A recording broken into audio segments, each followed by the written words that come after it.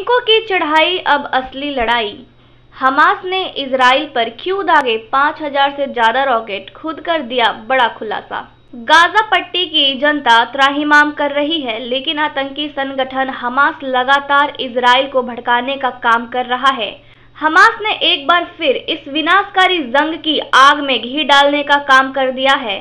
आतंकी संगठन हमास ने गाजा को लोगों से इजरायली सेना का अल्टीमेटम ना मानने की सलाह दी है। हमास ने लोगों से कहा कि वो गाजा छोड़कर ना जाए।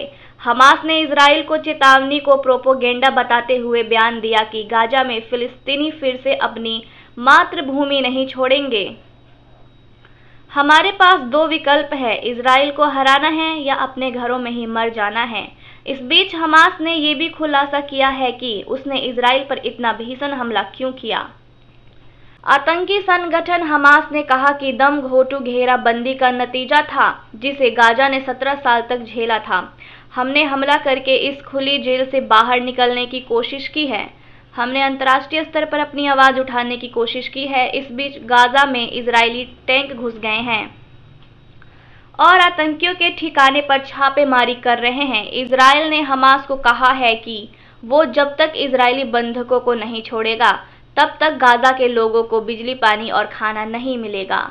इजराइल ने गाजा की धरती पर अपना अभियान शुरू कर दिया है। इजराइल के टैंक गाजा में घुस गए हैं।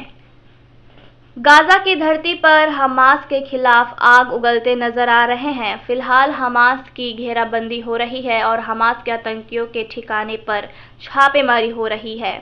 अब तक कितने लोग मारे गए? इस बीच हमास ने दावा किया है कि इस युद्ध में अब तक 1900 फिलिस्तीनियों की मौत हो चुकी है, जबकि इजराइल ने दावा किया है कि उसने 1500 आतंकियों को मार गिराया है।